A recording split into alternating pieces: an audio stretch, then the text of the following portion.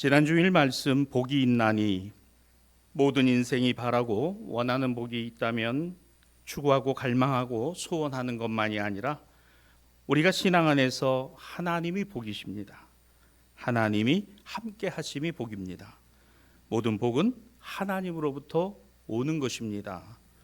결국 하나님이 복이시다라는 깊은 영적 신앙적 체험, 누림, 이어감, 이것이 복의 근본이라고 했습니다. 무엇을 구하든지 무엇을 원하든지 그러나 하나님 안에서 주님의 뜻 안에서 구하고 원하고 바라는 것이라면 하나님이 그것을 우리에게 주시던 주시지 않던 복의 근원, 복의 실체는 하나님이신 것이지 우리에게 드러나고 나타나는 것만이 아니라고 했습니다. 여러분 생각해 보세요. 오히려 세상에서 많이 가지고 많이 누리고 높은 자리에 올라가 있는 것이 불행일 수 있습니다. 하나님으로부터 오는 복, 세상에 오신 하나님의 아들이신 예수님을 복으로 믿고 사는 사람이 정말 행복할 수 있다라고 성경은 우리에게 말씀합니다.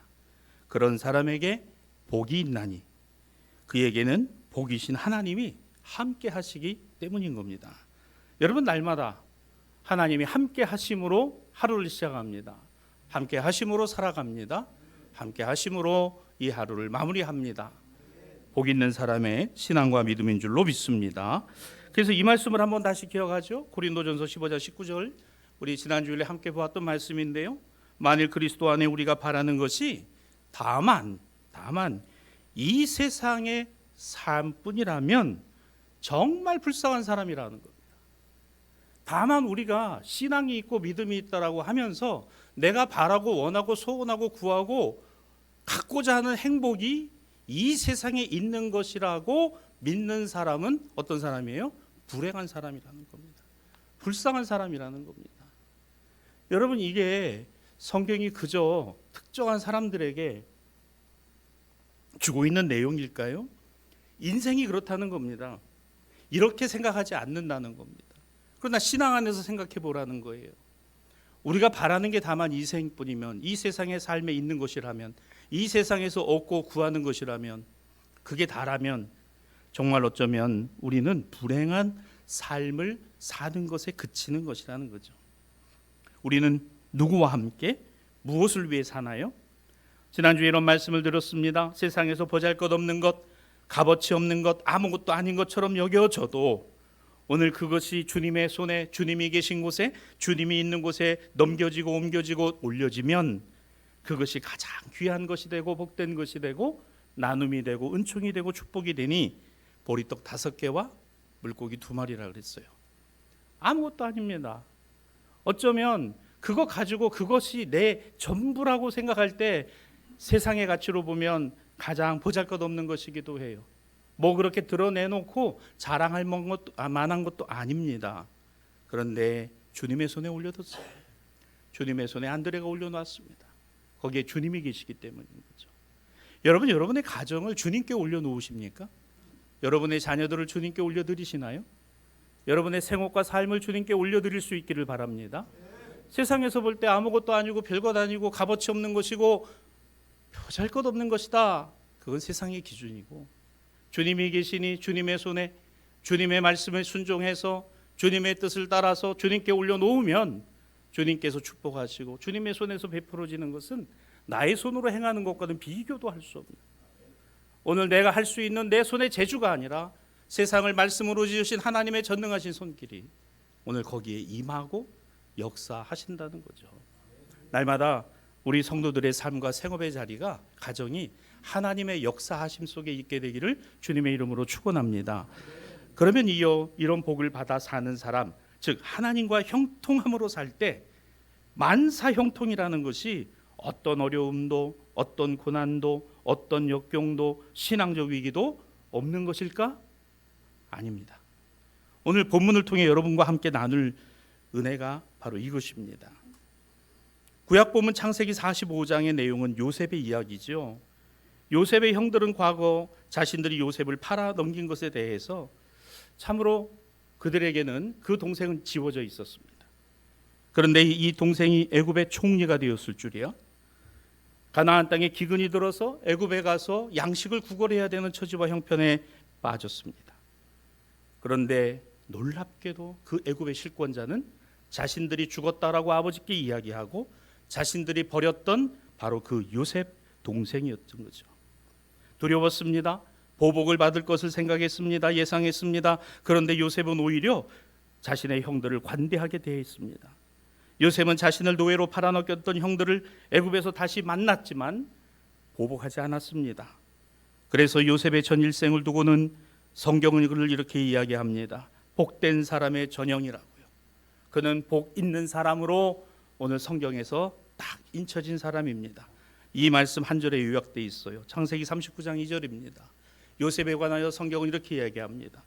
여호와께서 요셉과 함께 하심으로 그가 형통한 자가 되었다.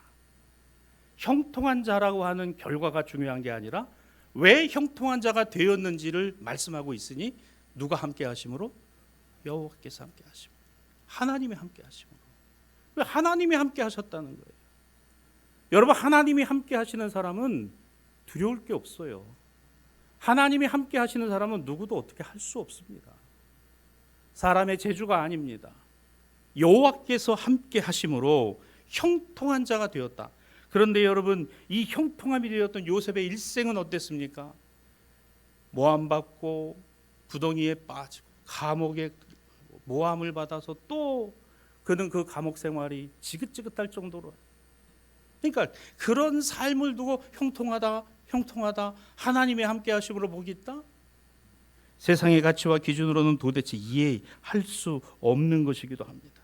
자, 이 말씀을 오늘 복음서의 본문과 연결해 보십시다. 누가복음 6장 27절로 28절입니다. 예수님의 말씀입니다. 너희 듣는 자에게 내가 이른다. 너희 원수를 사랑하며 너희 미워하는 자를 선대하며 저주하는 자를 위해 축복하고 모욕하는 자를 위해 기도하라.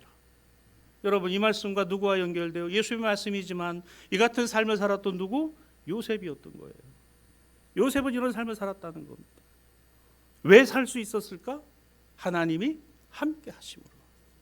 하나님이 함께 하심으로 살 수 있었던 거지, 하나님 없이는 이런 인생은 불가능하다는 거죠. 불가능하다는 겁니다. 여러분, 다시 누가복음 본문을 한번 올려봐 주시기 바랍니다. 이거 한번 요셉에게 적용해 보죠. 원수가 미워하는 자들이, 저주하는 자들이, 모욕하는 자들이 누구였어요? 형제들이었습니다. 가족이었습니다. 여러분, 우리끼리 얘기지만 원수는 멀리 있지 않아요. 왜? 이해하고 들으세요. 장가 안 가고 있는 아들, 시집 안 가고 있는 딸을 보면 이런 마음이 들. 아유, 저 왼수 같아. 네? 원수는 멀리 있지 않아요. 김정은이 원수가 아니에요. 여러분, 멀리 있는 사람이 원수가 아니라 나와 가장 가까이 있고 나와 가장 잘 아는 사람이 뭐가 돼요? 원수가 되고, 미워하는 사람이 되고, 저주하는 사람이 되고, 모욕하는 사람이 되고.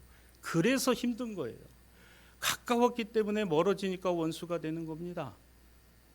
사랑하고 좋은 관계였다가 그게 깨지기 때문에 미워하는 자가 되는 거예요. 그게 저주가 되는 겁니다. 이거요, 예수께서 이 말씀을 하실 때는 어디 멀리서 갑자기 이렇게 오는 게 아니에요. 여러분, 멀리 있는 사람은 나하고 상관이 없어요. 나하고 관계가 없는 사람이에요. 나와 관계가 있는 사람이 원수가 되는 거예요. 미워하는 사람이 되는 겁니다. 저주하는 사람이 돼요. 모욕하는 사람이 되는 겁니다. 그런 일을 당할 때 어떻습니까? 그들을 위해 기도하래요. 그들에게 베풀어 주래요. 그들을 축복하라고 합니다.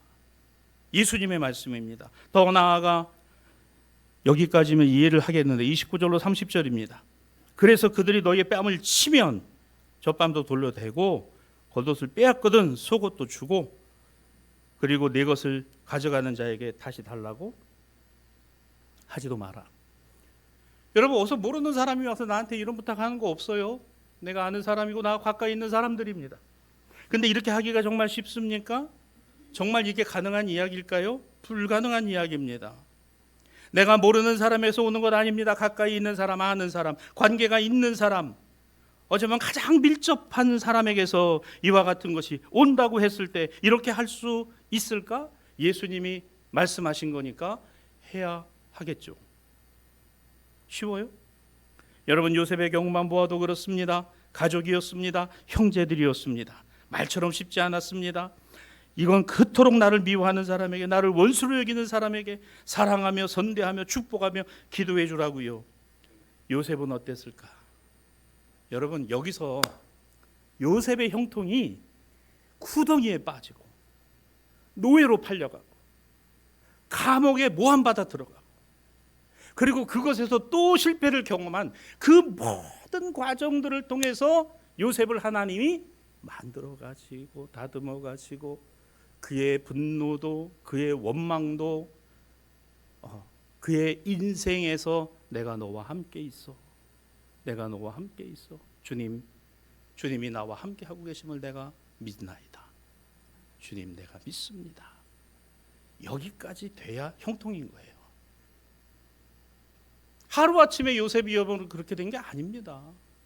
하루아침에 여러분 요셉이 정말 애굽에 가서 어느 날 갑자기 금이환영하듯이 황금 마차 타고 애굽에 바로 다음 가는 그런 2인자가 되는 그런 정치적 노선을 타고 올라가서 된 게 아니잖아요. 그는 이방인이었습니다. 그는 가진 고생을 다 했습니다. 그는 고난 속에 있었어요. 역경 속에 있었습니다. 어려움 속에 있었습니다. 그런데 그에게 뭐가 있었어요? 하나님이 나를 만드시고 하나님이 나를 만드시고 하나님이 나의 분노를 잠재우시고 하나님이 나의 원수가 된 형들을 다시금 생각할 수 있게 해주시고, 그게 있지 않았을까? 그게 없었다면 이건 말도 안 되잖아요. 이건 말도 안 되잖아요. 여러분 같으면, 나 같으면 이게 말이 되는 얘기겠습니까?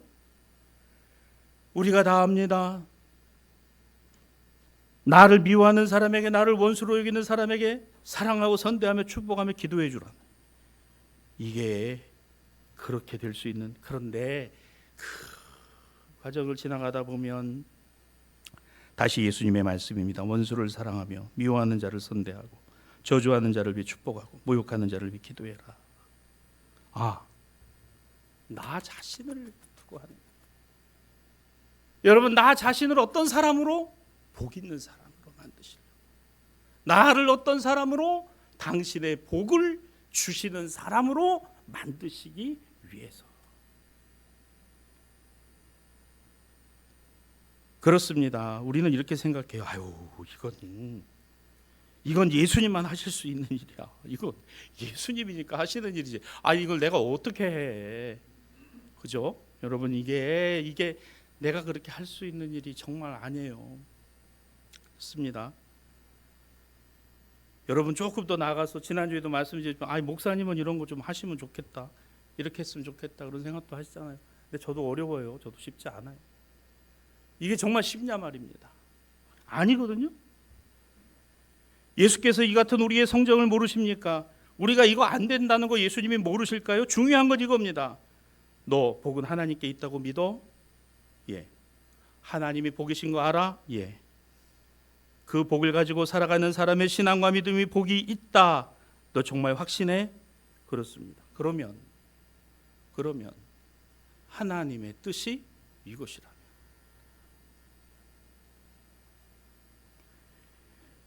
예수님의 말씀 안에는 우리가 미움의, 사랑의, 증오의, 혐오의 대상을 구분하는 것을 우리더러 하지 말라는 게 아니에요. 미워할 때가 있고 사랑할 때가 있고 날 때가 있고 죽을 때가 있다는 전도서 3장의 말씀처럼 우린 그래요. 좋아질 때가 있고 안 좋아질 때가 있고 인정될 때가 있고 인정되지 않을 때가 있고 용납할 때가 있고 용납되지 않을 때가 있습니다. 그거 하지 말라는 게 아니에요. 우린 그렇게 될 수밖에 없어요. 좋은 건 좋은 거고 아닌 건 아닌 거니까요. 분명히 그렇습니다. 그런데 그거 하지 말라는 게 아니에요. 그거 하지만 그 구분으로만 그치지 말고, 그 구분에서만 멈추지 말고 내가 어떤 사람으로? 복 있는 사람이라는 것을 잊지 마라. 하나님의 복이 너에게 있다는 걸 잊어버리지 마라. 이거를 말씀하시는 거예요. 미워하는 사람 있죠. 이해 안 되는 사람 있죠. 쳐다보기 싫은 사람 있습니다. 왜 없어요? 다 있잖아요. 가족 중에도 있고 가까운 사람 중에도 있고. 근데 보면 내 바운더리 안에 다 있어요. 예수님 그거 하지 말라는 게 아니에요. 그건 우리 성정입니다. 우리의 캐릭터고 우리 기질 자체가 그래요. 그거 하지 말라는 게 아니에요. 그러나 거기서만 뭐 하지 마라? 머무르지 마라. 거기서만 있지 말라는 거예요. 너는 하나님의 복을 받은 사람이야. 그게 더 중요한 거잖아요. 너는 하나님의 복을 믿는 사람이잖아. 너는 하나님이 복이시라는 걸 아는 사람이잖아. 그러니까 그게 끊임없이 우리 안에서 갈등하게 하고 또 생각하게 하고 또 생각하게 하고. 여러분 한 가지 팁을 드릴게요. 정말 감당하기 어렵거든요. 그냥 피하세요. 네. 이렇게 엮이지 마시고 그냥 피하세요. 자리를 뜨세요. 그냥 피하세요. 그리고 자기 자신을 향하여 끊임없이 하나님께서 주고 계신 은혜 안에서 자신을 되돌아보시기를 바랍니다. 그럼 반드시 그 길이 열릴 때가 있으니 길을 여시는 게 주님이시고 그 때를 만드시는 게 주님이시더라고요. 말로 죄짓지 마십시오. 마음으로 범죄하지 말고.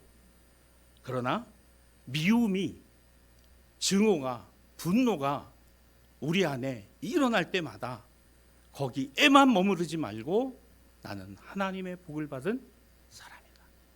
나는 하나님이 복이신 걸 믿는 사람이다. 그래서 그 신앙 안에서 복 있는 인생으로 살아가길 구하고 기도하라는 거예요. 그게 나에게 주고 계신 내용이지 다른 사람에게 그 네 삶을 바꾸라 그 얘기가 아니라는 겁니다. 자, 그러면 이것이 왜 신앙적인 차원일까? 보십시오. 하나님은 구분이 없으세요. 하나님은 차별이 없으십니다. 하나님은 구별하지 않으세요. 거룩하다, 거룩하지 않다, 우리의 기준으로 말하는 게 중요한 것 아닙니다.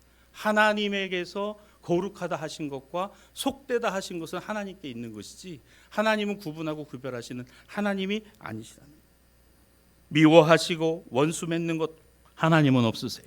내가 미워하고 나를 미워함이 나와 원수 맺고 나에게 원수 되는 것은 인간관계 안에서 아주 가까운 곳에서 일어나는 일이기 때문에 힘들고 어렵습니다. 그렇지만 하나님은 그게 없어요. 복 있는 인생의 신앙과 믿음이 복된 것은 바로 그 구분이 없고 구별이 없고 차별 없으신 하나님 안에, 주님 안에서 생각하고 보려고 하기 때문에 복이 있는 겁니다. 누구는 구분이 차별이 없어요? 하나님은 없으시다는 거예요. 그렇게 예수께서는 너희 원수를 사랑하며 선대하며 축복하며 기도해 주라. 맞아요. 예수님이 그러신 거예요. 그런데 그 예수님을 복으로 알고 믿는 우리도 역시 예수님처럼 보고 예수님처럼 생각하고 예수님처럼 마음을 가질 수 있도록 기도해야 된다는 거예요. 여러분 이제 이해가 되셨죠? 내가 하나님의 복 안에 있으면, 하나님의 복이 있음을 믿으면, 여러분 이건 내가 이루어가는 것이 아니라 하나님이 만들어 가시는 거예요. 복된 인생은 하나님의 지극하신 사랑, 그런 나를 하나님이 사랑하심 때문입니다. 그 사랑 때문에 하나님의 사랑을 덧입고 사는 것이 행복입니다. 복입니다. 이것을 믿는 사람인 거죠. 다시 구약으로 가봅니다. 요셉의 이야기예요. 가장 가까운 형제들과의 갈등, 저주, 원한 이런 관계를 풀어낼 사람이 누구예요? 형들이었을까요? 아닙니다. 요셉이에요. 요셉이 풀었습니다. 왜요? 그가 바로 복된 인생의 전형이었고 예수님을 구약에서 가장 많이 닮아 있는 사람 중에 하나가 요셉이었기 때문에 그래요. 여러분 요셉은 예수님 많이 닮았다 그러죠. 그럼에도 우리가 이 말씀을 쉽게 받아들이기 어려운 것은 그렇게 살아가면 이건 바보처럼 여겨지는 것 때문에, 그렇게 생각되기 때문에, 전혀 유용하다고 생각되지 않기 때문에 쉽게 받아들여지지 않습니다. 교회 안에서는 이렇게 듣고 이렇게 믿고 이렇게 아멘해도 막상 삶의 자리에 가면 이렇게 살면 안 될 것 같은 그와 같은 마음이 우리 안에 들어옵니다. 뺨 한 대를 맞으면 다른 쪽 뺨도 돌려대라, 이거 그렇게 우리에게 다가오지 않아요. 뺨 한 대 맞으면 상대방의 뺨 두 대를 갈기는 게 우리의 마음이에요. 그게 솔직한 마음이잖아요. 이게 쉬운 일이냐? 아닙니다. 무엇이 더 나은 건가? 어떤 것이 더 나은 걸까? 우리는 끊임없이 생각합니다. 이게 더 나은 걸까? 저게 더 나은 걸까? 그런데 예수님은 전혀 반대되는 이야기로 자꾸 우리들에게 말씀하고 계시다는 거예요. 그래서 중요한 교훈 하나가 이겁니다. 누가복음 6장 31절입니다. 남에게 대접을 받고자 하는 대로 너희도 남을 대접하라. 이게 오늘 설교의 제목입니다. 황금률 되어 있죠. 이 본문을 황금률이라고 해요. 남에게 대접을 받고자 하는 대로 너희도 남을 대접하라. 신앙의 원리입니다. 그리스도인의 신앙 윤리이기도 해요. 황금률, 골든 룰. 왜 이것이 황금률인가? 소극적인 어떤 신앙과 믿음에서 개인의 구원받는 것만이 아니라 구원받은 하나님의 사람답게 적극적으로 어떻게 삶을 이어가냐, 이거로, 이 지표로, 이 명제로 살아가라는 거예요. 남에게 피해를 주지 않고 남으로부터 피해를 입지 않기 위한 차원을 넘어서는 것입니다. 남에게 피해를 주지 않는 것을 넘어서는 적극적인, 다시 말하면 우리에게는 그런 것이 있어요. 대접받고자 하는 욕망이 다 있습니다.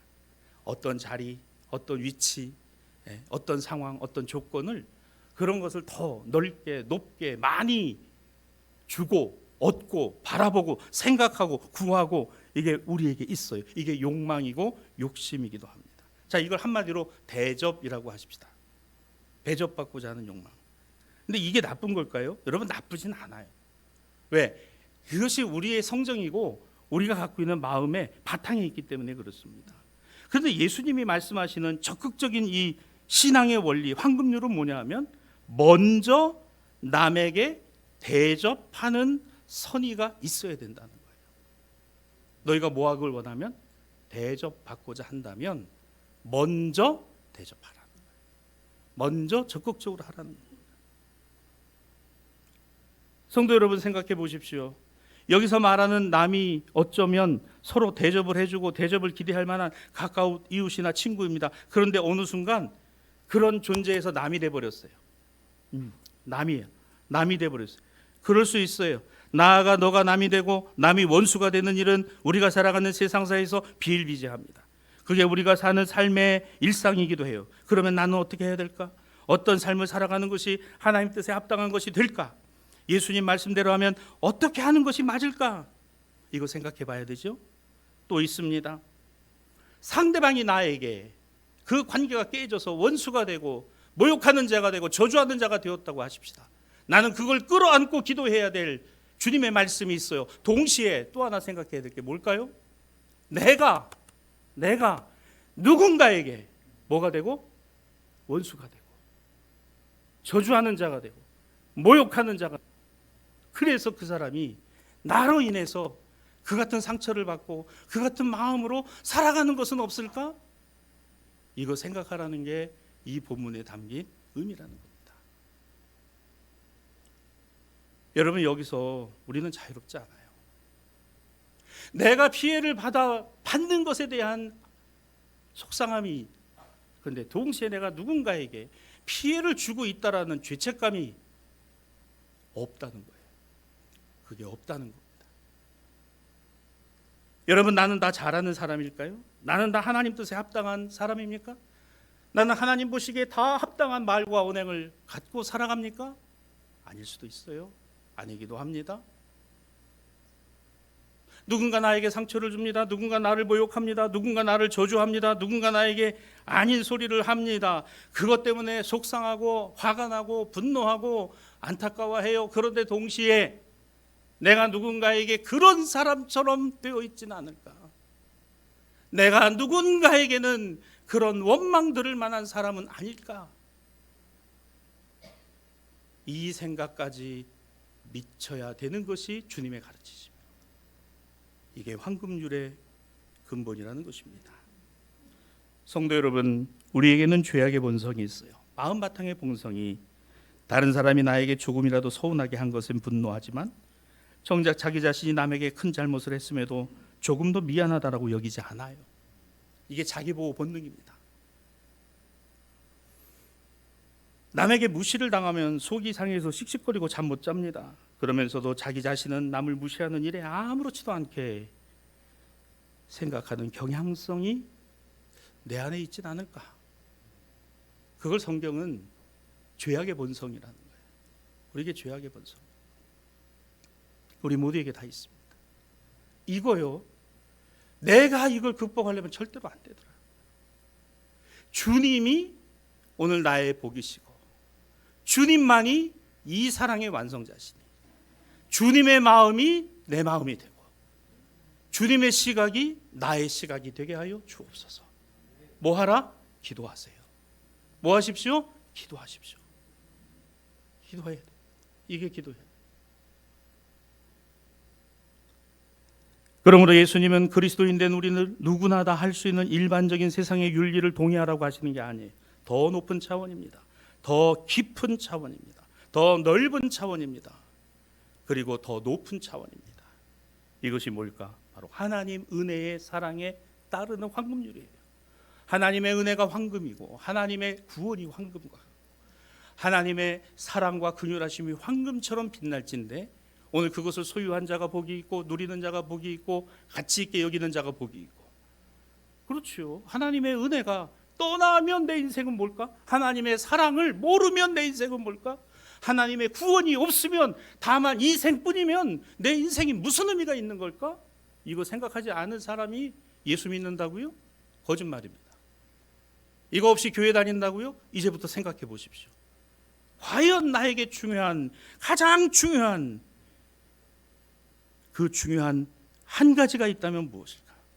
바로 하나님 아버지와 예수 그리스도 안에서 나에게 주신 복이에요.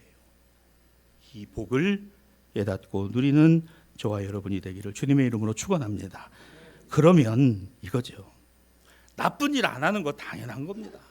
맞아요. 나쁜 일을 하지 않는 것뿐만 아니라 적극적으로 선을 행하려고 하는 것이 그리스도인의 삶이라는 거예요. 이렇게 되지. 이것도 여러분 한 문장으로 딱 되어 있습니다만 이걸 가만히 놓고 보면 이거 쉽지 않아요. 나쁜 일도 하잖아요. 우리는 가끔가다 하잖아요.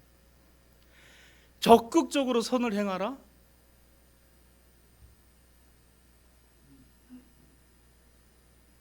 필리핀에 한 주간 강의를 다녀오면서 참 나라가 많이 어렵고 이 나라를 보면서는 마닐라에서도 비행기로 1시간을 더 밑으로 내려간 그런 작은 동네입니다.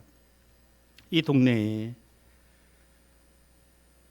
가서 목회자들 그들에게 매 학기마다 성경을 가르치고 신학을 가르치고 쉽지 않아요. 강의를 마치고 식사를 하러 이렇게 가는 길에 그 길에 한 10살 정도 된 소년인 것 같아요. 온 팔하고 다리에 이렇게 버짐인지 표기병인지 그리고 패배 말라가지고 앉아서 이렇게 깡통 하나 놓고 앉아있는 거예요. 여러분 필리핀이 우리 한국 정전 당시에 파병을 한 정도의 나라였어요. 당시 우리보다 훨씬 잘 살았습니다. 그 앞을 그냥 지나갈 수는 없는 거죠. 왜? 우리도 그런. 내가 지금 하고 있는 일이 뭘까? 나는 지금 뭘 하고 있는 걸까? 그들에게 가서 하나님 말씀을 전하고 신학을 가르치고 그 목회자들이 하나라도 더 배우려고 하고 그러면서 낮에는 32도 33도 해가 떨어져도 25, 6도가 되는 그 상황에서 제가 거기 가서 이발을 하고 왔어요. 여러분 달라 보이지 않으세요? 저 이발했어요. 짧게 좀 쳐달라고 그래서 딱 거기 날씨에 맞게. 근데 제가 모르는 게 하나 있었어요. 한국은 영하 10도인데 내가 왜 이걸 이렇게 짧게 잘랐을까? 거기에 맞춰서 시원하게 좀 잘라달라고 그래서 선교사님하고 같이 가가지고 이발소 가서 그렇게 가서 이발하는데 돈 10,000원이 안 돼요, 여러분. 근데 그게 거기서 그렇게 큰 돈이에요. 그리고 시원하게 야 너무 잘 잘랐다. 그리고 한국이 오고 아차 한국은 영하 10도인데 내가 이게 아니지. 그 앞을 어떻게 그냥 지나갑니까? 너무너무 가슴이 아파. 근데 그 모습 속에 우리의 예전의 모습이, 그리고 우리를 그렇게 도왔던 선교사들과 우리에게 그렇게 와서 말씀을 전해준 선교사들이 분명히 있었고, 그것이 오늘의 한국 교회의 영적 자양분이 됐다는 걸 우리가 너무너무 잘 알잖아요.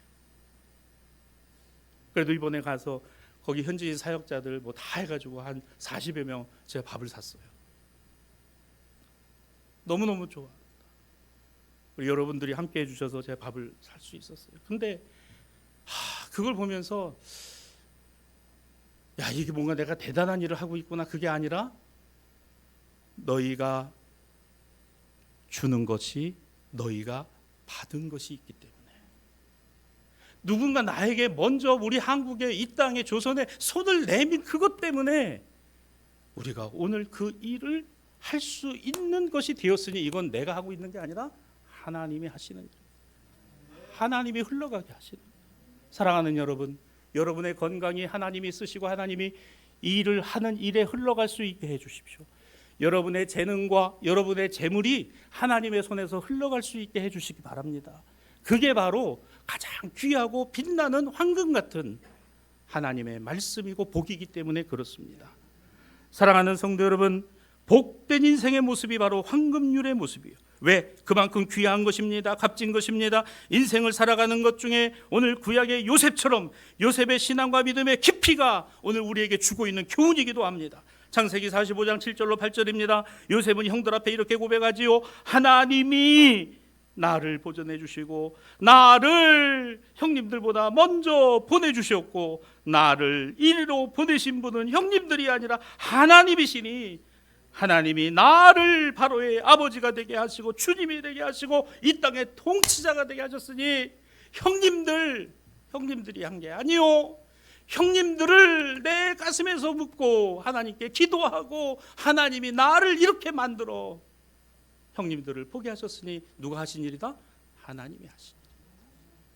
하나님이 하신 일입니다.